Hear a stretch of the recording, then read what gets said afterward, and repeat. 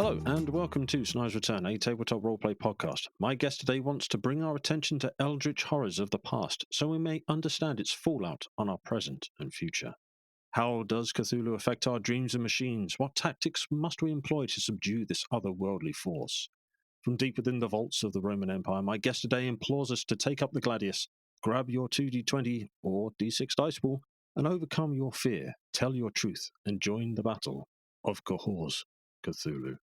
It is an absolute pleasure to welcome Modiphius co-founder and game designer Chris Birch back to the show. Chris, thank you so much for joining me once again. Thanks for having me. It's an absolute pleasure. So, Chris, for someone that's not heard our previous interview, would you mind giving us an abridged version of how you got into tabletop role-playing games, please? Well, I think I was about 7 or 8 and loved my Atari, and my mum wanted to get me out of the house, and my brother was 10 years older than me and had a girlfriend, and they would go and play Dungeons and Dragons once a week. I had no idea what that was, and she said, "Oh, for goodness sake, get Chris out of the house, take him with you to play." And they were like, "All right." So that night changed my life because my first character died straight away. We were playing in Search. I think it was in Search of the Unknown B1, the first basic level adventure that's in the original box set. And there's a pit trap at the end of the first corridor, and they'd given me plate armor as a fighter, and my character was called Brandon Carter, and I fell through the pit trap. They gave me a saving throw to avoid it, a saving throw to grab onto the edge, and a saving throw to get my armor off in the lake below before I drowned, and I failed all 3. Wow. So then I immediately created another character called Son of Brandon Carter and carried on with them. But as a result, every video game character I create, every time I do a sample RPG character for one of our games, I've called them Brandon Carter in honor of that first glorious death. Or the sacrifice that got me into role-playing games. I owe them a big debt of gratitude.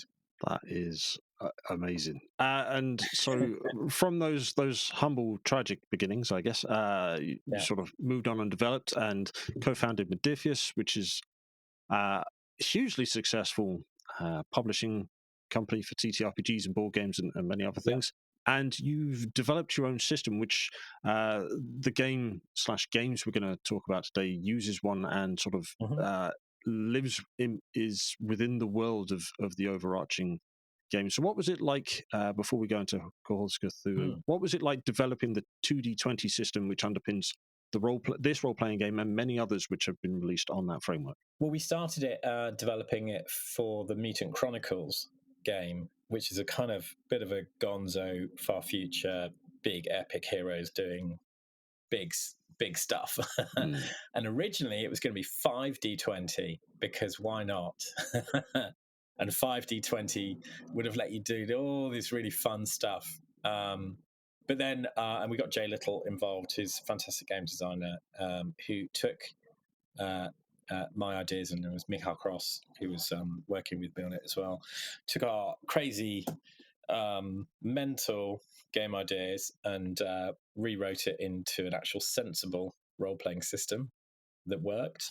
And so he helped us really kind of craft that first version of it. And, the Mutant Chronicles 2D20 was quite a crunchy version of 2D20, and it's evolved a lot since. And we've, unlike a lot of companies where like, no, this is the system, it doesn't change until we do a new edition, we kind of reinvent it a bit like a car company. Like, the engine inside a Golf shares a lot of components with another VW car, but it can do lots of different things. So the core principle is you roll 2d20, but lots of stuff can change around that, and we often have this this threat pool or a doom pool, whatever we call it.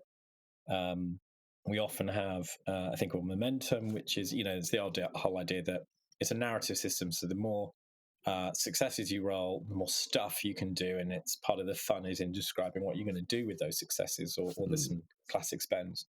But yeah, essentially we kind of reinvent it, and it got crunchier for games like Conan and Infinity. It got lighter for games like John Carter and Dishonored.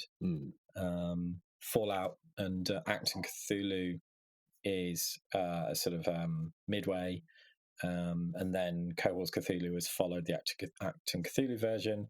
Dune is a much lighter version that is much more about the kind of narrative play between big factions and power plays. And Dreams of Machines is a move on still, where it kind of really does change up the mechanics.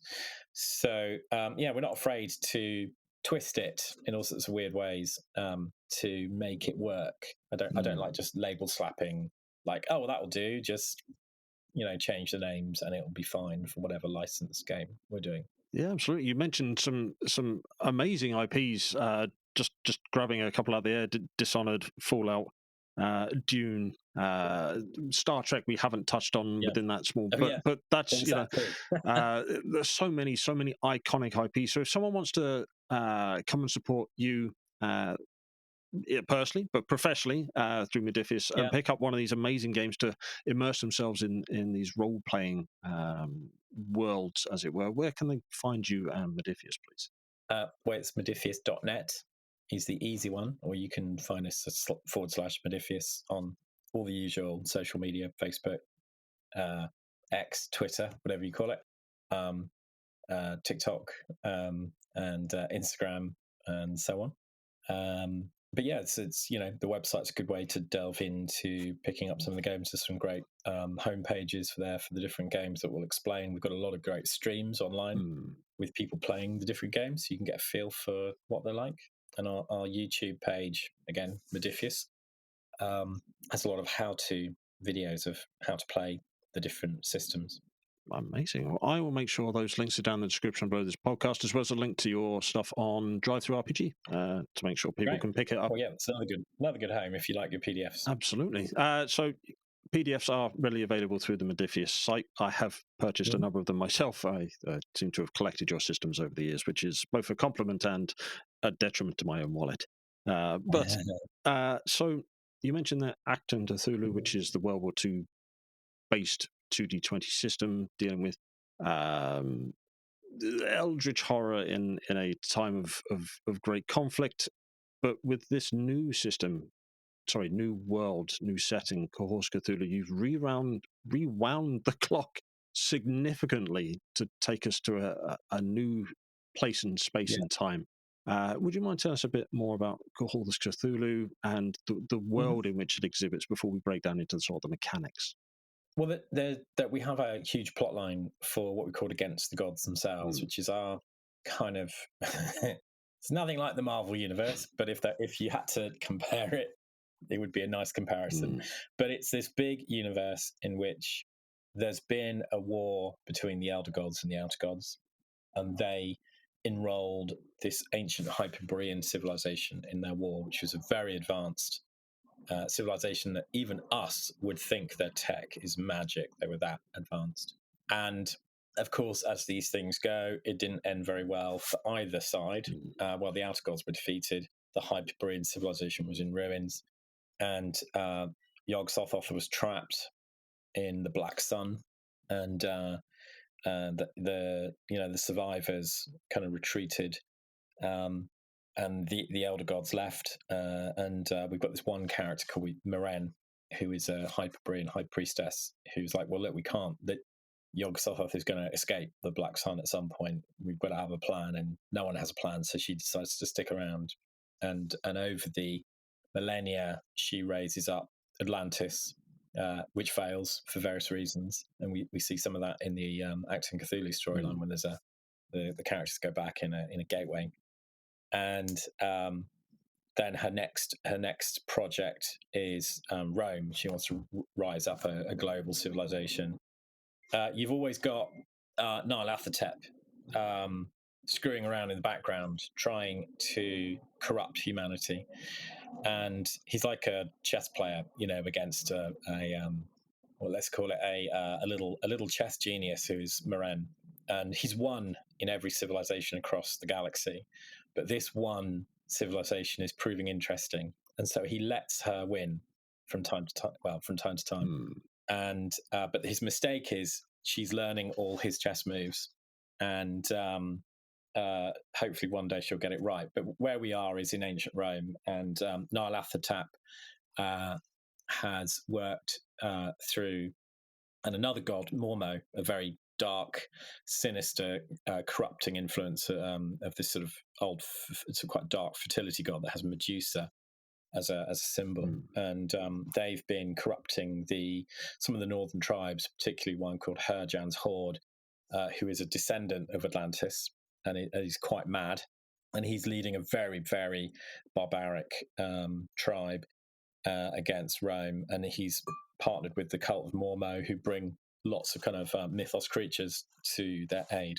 And in the role-playing game, you're playing the kind of dark years leading up to the big battle, the big invasion, and the kind of sort of the foreboding and conspiracies that are taking place across the frontier. So you get to role-play characters in the frontier towns. We have a town called Lorium, which is a bit like, I guess, Keep on the Borderlands, if you know that D&D module. It's your classic sort of little frontier town that is far too far from any help, and you really are relying on your own resources to protect the town and deal with all the mysteries around the town. So there's lots of really interesting opportunities for role playing, whether you want to be. I think the great thing is people travelled a lot in those times. It was very diverse. So you'd have a merchant from Syria, you'd have soldiers from Egypt, you'd have philosophers from Greece, people from all over Rome and Gaul and Britannia. So it's quite interesting how diverse characters were in towns. They weren't just a bunch of German locals and a bunch of Italians, speaking Latin. So it's quite an interesting opportunity for quite diverse characters in role playing. Yeah, absolutely. So if someone has become intrigued by your introduction to the role-playing game, is there something they can use to sort of engage and get a feel for the system and get a feel for the world that you've described there? Yeah, we've got a free quick start that you can download on the web store. So it's the Cohors. If you go to COHORSCthulhu.com or go to our website and have a look at Cohors Cthulhu, you'll find there's a free PDF quick start you can download, and it's also on drive-through. So you can try the game with a short adventure. It's actually quite a big, chunky adventure. It's almost like a full adventure product. It's about 80 pages as a quick start, I think, in the end, that we did. So that's quite a full product to get a feel for the characters, the pre-gens that you've got, and the types of adventures you can be playing. Yeah, nothing stopping you setting it. The first campaign is set in Germania, so Germany, in the dark forests. But you could equally be setting it in the streets of Rome or in the deserts of Egyptus or Egypt, wherever you like. No, it's a really good read.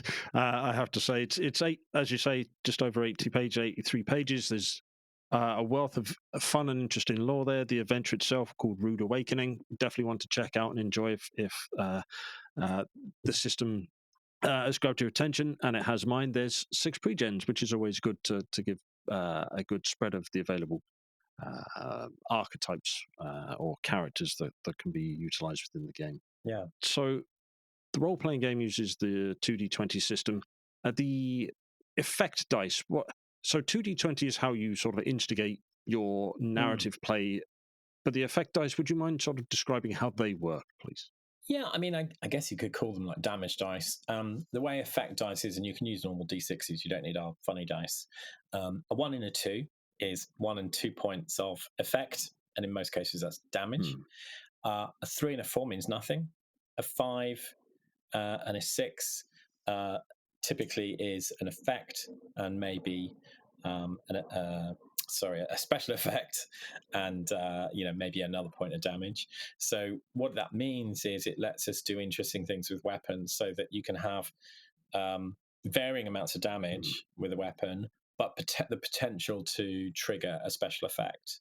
So we have all these unusual different melee weapons in the Roman era. So it might be something that can crush the armor, pierce the armor, trip you up, and so on and so on. So it lets you do unusual things with that. We would also use it for what we call our extended tasks, and you're looking to get a certain amount of effect to achieve this extended task. And actually, with for example, in Star Trek and in other games like Dreams and Machines and Dune, we don't use the effect dice. It's more about we use the number of successes, and so you're just simplifying it down. Whereas with COHORS Cthulhu, it's following the Acton Cthulhu version, where we do want that kind of a little bit more granularity in weapons and how they do stuff, and so that's why the effect dice are quite useful.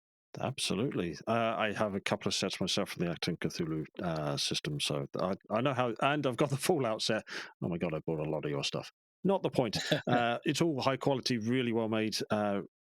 Thanks. Beautiful. Well, thank you for creating them, I guess is fair. That's how the role-playing game is set, the system it uses. And just to clarify, 2d20, it's not which number is better for those interested to see which way they should be rolling on their respective d20s. Yeah. Well, yeah. It's a roll under system. So you are looking to roll low. So ones are great. You're looking to roll equal or under the target number, and the target number is built in different ways in our system. It might be one stat, it might be two stats added together, and then typically you might have, let's call it a focus or let's say a skill. And if you also roll under that number, which is obviously typically a much smaller number like 1, 2, 3, then you get a bonus success. So by rolling both two dice, you can get between 1, 2, 3, 4 successes. And the GM will be telling you, well, you need 2 successes to achieve this task. You're trying to shoot someone in the dark and it's raining. Or it might be 3 successes. You're trying to jump over a crevasse at the same time as trying to shoot someone. So, and then if you get extra successes, you can spend that to do more damage, to do something more quietly, to do it quicker, maybe to hit another target. And you can buy more dice because you think, wow, this is a really hard task. And usually you can buy up to 3 extra dice, but at a cost. And usually that cost is giving the games master a resource which ranges in names. It can be called Doom, it could be called Threat. And what you're doing is saying to the GM, by giving them that resource, is I want to dial up the action. I want this scene to go crazy. I want you to bring the pain. I want some more excitement in this scene. So it's a very good feedback mechanic where you get to do more stuff. You get to be more heroic in the scene, but you're also saying to the GM, I want to be more heroic. I want to be more heroic. Give me something to be more heroic with. So they get to use those points, that resource, to power the enemy's special abilities, to bring in reinforcements, to change the environment. The temple starts collapsing around you. So it's a great sort of feedback loop. All right. Well, thank you very much for that explanation. So within the same world, but currently now on Kickstarter, is COHORS Cthulhu Tactics. So how does Tactics shift the narrative, and how does it differ mechanically, please? So, well, it's set around the same storyline as COHORS Cthulhu, and it plays in 3 different scales. So you can either play a skirmish scale, which is the small scale skirmishes that were taking place kind of roughly around the era of the role-playing game. You can play what we call maybe a warband scale. So they're the smaller battles that led up to the big invasion or were happening during the invasion. And then there's the big battles, what you'd call in war games, of kind of rank and flank scale, where you might have units of, say, up to 8 legionaries marching around the table in formations. And you have a much bigger scale of battle, bigger monsters, and so on. And the game is a solo co-op, what we call an adventure war game. And adventure war games are this kind of genre that we're encouraging people to think of. It's a game where the story is more important than the battle. It might be more fun to lose the game. So very much so in COHORS Cthulhu, the objective might be to destroy some places of power, some ancient ruins generating magic. But there might be a character that you could find in the woods somewhere who could join your group, could give you some story points. And actually, you're more interested in getting the story points because you get to unlock something about your past that might give you an extra ability, and you don't really care about the destroying the ruins. You're going to get some denarii for killing monster units along the way, but actually there's nothing wrong in not completing the objective. Well, there will be a cost to it. So the game you start as a little ragtag group of legionaries and heroes that have survived an ambush, and then you gradually build up, and you can stay at that skirmish level or kind of grow to the warband and then rank and flank level as your force grows, or you can focus all the growth into your heroes, buying more heroes, and have a very sort of hero-led group. Maybe there's a group of you that want to have a hero each. So it's very flexible as a game, and it's a procedurally generating campaign. So each mission is generated from several layers. It might be a rescue mission, kill or capture. It might be defense, attack, and so on. And then there's other layers on top. Is it a patrol or a skirmish or an assault, a defense? Is there someone to kill, capture, rescue? Do you need to find something? Do you need to destroy some ruins? Do you need to investigate the ruins, investigate something else that's going on? So there's all these layers, and the main objectives and little side objectives that give you different rewards. And as a result, every campaign is going to be different because you're going to be procedurally generating these as you go. Your choices that you make on your hero's journey, these various, do you choose to discover who your ancestor was? Do you choose to discover what your tactics are? Do you choose to discover what your hero's reputation is, or why you fight, say for love, honor, glory, or power? That's choices that you can make by spending story points that unlock really interesting options and abilities, but they come at a cost, and that affects the campaign as well. So you're very much in control of how the campaign flows. You're very much in control of the speed of the campaign. You're not being forced to rush through and give up fun choices. Like, for example, we have some really great side quests. For example, the Germanic side quest is a 3-part side quest to gain a big Germanic hero who's a character called Aldegar in our storyline. And that will give you access to Germanic tribal units, which are a bit more flexible in the forest, but they don't have the kind of close order training of the Romans. But that'll be a great addition to your forces. And then we have another one, which we're about to unlock, the Migo. So the Migo side quests, they're scripted missions that you can play through at any time, interrupt the main campaign, and you play through the story. And so the Migo side quest will put you up against Migo, no surprise, and a sort of a story set around some mines. Of course, they're always mining for Earth resources. But there's an interesting twist in the tale, is that if you complete that, you will gain a very temporary truce that you can call on with the Migo at any time. They are usually enemies in the game, but you can at any time call on a Migo unit to join your scenario and work alongside you to complete the objective once. That's it. So there's some interesting kind of enemy of my enemy moments in the game. You can unlock other really interesting characters. So like our Moren character I mentioned earlier, who's like our kind of Gandalf, this sort of immortal character who's got some very powerful ancient technology that feels like magic. And if you play the Hyperborean side quest, you can unlock her as an ally that you can call on for your missions. But she's also going to unlock what we call Hyperborean augmentations, which are these like little kind of discs of nanotech that give you temporary power boosts and also the ability to become Void Forged. And Void Forged is, if you think that Perseus and Theseus would have been Void Forged characters in Greek times, if when she was around then, you can get this sense that these lift you up beyond the normal level of heroes. But again, there's a cost to that. If you become Void Forged and gain these extra powers, the outer gods will definitely notice you.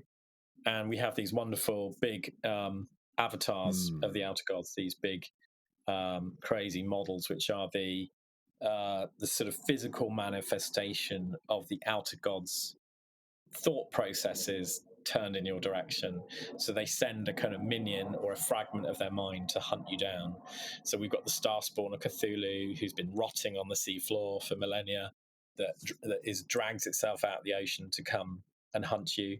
And we just revealed the avatar of Yog Sothoth, and whilst he's trapped in the Black Sun, he's able to manifest this sort of eyeball surrounded by tentacles on the battlefield that is very hard to attack, and each of them is a giant, dangerous puzzle that you're going to have to prepare to face on the battlefield.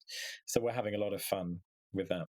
It sounds a lot of fun, and to someone like myself that has been taken in by this allure of setting out on this solo / cooperative war game adventure. Where can we go to find examples of it? Where is there like a accessible set of rules that can introduce us into the system? Or once again, we've done a quick start that we typically do for role-playing games for the war game. So there's the COHORS Cthulhu Tactics Prologue PDF that you can download at cohorstactics.com, or go to the Modiphius.net website, or drive-through RPG.com, and you can download the COHORS Cthulhu Prologue there in PDF, and that is effectively the very basic core rules. And there's a couple of scenarios that will teach you the rules, and then you've got a third scenario that lets you kind of test them out and see how the various units interact, and a sample of the kind of monsters and the AI system, how it works. So you can try that, and of course, if you like it, or just simply go to COHORS Cthulhu Tactics on Kickstarter now. There's a link on that page to download the PDF. There's also a couple of audio clips from some of the characters talking. We've got Valerio Morigi, who's the actor who plays Metlus in Barbarians, the TV show set around the Teutoburg massacre in the 1st century AD. He did a voiceover for the RPG for us, and we've got another one from Moren, who does an appeal to the heroes. There's lots of great background storyline there to absorb. The prologue has a couple of spreads of kind of graphic novel style art to kind of introduce the storyline, to give you a feel for what the game's going to be about as well. Amazing. Also on the Kickstarter page, there is a couple of YouTube videos sort of working through the scenarios. We've got more playthroughs. I'm actually photographing a playthrough today and writing it up for an update. There's a couple of playthroughs there from some fans. We've got a big official playthrough that we recorded at the Sarissa Studios a couple of weeks back. It's just being edited at the moment, and there's more coming. Excellent. Definitely stuff that I will be checking out. So you mentioned that this can go from sort of the small skirmish to warband to sort of full. Is that coming out in one sort of big hefty bundle, or are we able to sort of delineate ourselves between the size of games? How versatile is it to the individual player / small co-op group? Yeah, it is actually very versatile, because it's really down to you and your collection. I mean, it's very easy to pick up Roman soldiers online. There's lots of companies like Victrix and Warlord that make boxes of plastic Roman soldiers that you can pick up. We've also got our own little heroic band of Roman soldiers. I kind of wanted let's call it like imagine a D&D style party of Roman soldiers who've just survived an ambush, and they look a bit desperate and scared, and that one guy's holding 2 swords, and we've got some female legionaries in there as well, because it is slightly fantastic, and we want to give characters the option, the more diverse options. We've got some Sarmatian archers who were very well known in the ancient world as being, they're like Legolas on acid. They really could shoot incredibly, like 3 arrows at a time, and hit oranges flying high in the air whilst riding backwards. But yeah, there's lots of great historical forces you can pick up. So for the pledges on Kickstarter, we've got a simple pledge, which is enough models to play the prologue and probably have a stab at the sort of the skirmish scale. Think of each set of monsters, miniatures, as a little mini expansion that gives you more variety for the types of creatures that might appear. And each of them is a little puzzle as well, because they all do things a bit differently, and you'll have to kind of react differently to them. We've then got the Legate, Legion Legate pledge, which is pretty much enough models to play the skirmish scale and the warband scale. You've got enough models to kind of enjoy that. And then you've got the Avatar of the Outer Gods pledge, which has everything. And so you've got more than enough to play lots and lots of hero characters, or a mix of heroes and soldiers. You've got plenty of Roman soldiers and archers, or if you want a bit more force balanced. We can't provide every option, of course. Some people might want to have 50 Roman soldiers on the table, but it's going to give you enough. It's going to give you at least one of every set of the creatures and multiples of some of the what we call hordes, where there might be a large number of figures. So it gives you a really good selection, and then you can choose any models that you want as add-ons. And if you just want to go in and grab some models because you're not interested in the rules, you can just pick up the £1 pledge and choose any of the add-ons that you like. Or of course you can just get the PDF if you've got we've all got plenty of monster figures and probably Roman figures as well if you're into your historical gaming. So you can just pick up the PDF and use whatever you've got. All right. Well, it sounds a lot of fun, and I backed it to immerse myself, hopefully cooperatively, but definitely solo, within the world of COHORS Cthulhu, and enjoy everything that sort of comes in and around that. So I will make sure that, as I said before, there's a link to the Kickstarter and the website and all that sort of good stuff down in the description below. So please scroll down, follow those links. So that is where we are with respect to. So the Kickstarter's got a day of recording, over £55,000 raised, over 450 backers, 24 days to run as of day of recording, which is the 6th of June. Nearly wandered into strange space and time there. So there's a bit of time to run from when this episode will be released. So follow those links and back COHORS Cthulhu. What's coming next for Modiphius? So COHORS Cthulhu is when does the RPG books get released? Actually, importantly for my own selfish needs. We're just finishing off the Germania campaign book, so that will be coming shortly, as well as the novel that was funded. So I think that's due end of this month, and of course we're giving backers plenty of time to review the PDFs to help catch any errors as much as possible. So I'd say a little bit later in the summer we're hoping to ship them. I know all the miniatures are in production or just finished production, so we're making good progress. And then what's next? Well, obviously we've been talking about Discworld that's coming up as a role-playing game. It doesn't use the 2D20 system. We're developing a kind of new, very light touch game system for it. That is very, it's a very different feel. A lot more narrative. I can't really say much more yet. That's fair because I don't know. They're still developing it, but really looking forward to that because it's such a wonderful world to play in. Any future releases for Acting of Cthulhu or any of the IPs? Fallout is obviously massive. Fallout just keeps rolling. It's a giant machine. So we've got lots more miniatures. We've got big Fallout 76 theme this year. So there's some kind of big monster hunting in Fallout 76 coming. Obviously Fallout Factions, which is the new versus kind of more tournament field game set in Nuka World between the different gangs. It's all hard plastic model kits. There's a big starter set coming in July that's got all the terrain for Nuka World and everything you need to play. I think it's about £80. So it's a good little package, and there's like 20 models in there, like two sets of multi-part kits. And then that's going to get more releases through the year as well. And it shares the same model range with the Fallout Wasteland Warfare range. So it's all the same scale. We've not created a new scale or a new range of miniatures. It draws on the same minis. So if you've been investing in Fallout Wasteland Warfare, you've got plenty of minis that you're going to be able to use in Factions as well to give you different ways to play. And we've got Mass Effect board game coming later in the summer. That's going to go on pre-order late summer. And there's a core box and a number of bits to go with it. Other things without saying too much, but for collectors, there's going to be a really awesome big bundle of stuff. But the base game is very affordable. It's not a huge box of 100 miniatures. It's got six miniatures in it.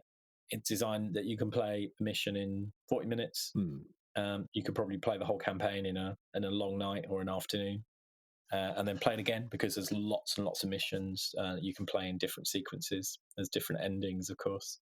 So that's we wanted to do something that was very concise and affordable for everyone. Not everyone can afford the huge collections of games. Yeah.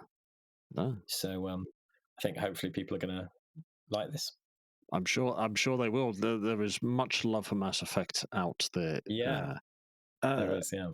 Star Trek Adventures 2nd edition. Yeah, that's coming in August. So we hope the first copies will be at Gen Con. So if you're going to be at the Gen Con show, come along. You might be able to get a copy if you're lucky. Be I think a limited number for every day, and that's obviously a new edition, but backwards compatible with the old books. So you don't just, if you're a big collector of them, you don't suddenly have a massive pile of books that are going to get replaced. The plan is to do new books with new content, not just to do another version of what you've got. And but obviously we'll be gradually updating and adding in new content. There's a lot of stuff that we didn't have access to when we did the first edition. It's a lot more readable this time. We had this great idea to do the LCARS page design, which looked beautiful, but not everyone can read it well. So we've definitely improved the readability, and it's a lot more concise rules. We've managed to fit a lot more rules into this book, especially to do with, say, starships. And it does away with the effect dice. So now you're only using the D20s. All right. Well, that is something also that piques my interest. So it's, I will have to refinance something, but that's a me problem. And very much to your credit that you're sort of working through these processes and continually evolving the games that are coming out and bringing us so many fantastic IPs that I feel compelled to pick them all up, which is again my problem. Yeah. So, Chris, we've covered quite a lot. Is there anything that we haven't covered so far that you want to sort of pick up now? There's always more. There is. But I think that's probably a good selection. All right. Well, so could you please, for I think this is the third time, remind everybody where they can find your good self or Modiphius and everything Modiphius is associated with, please? Yeah. If you /Modiphius, pretty much anywhere in the social pages.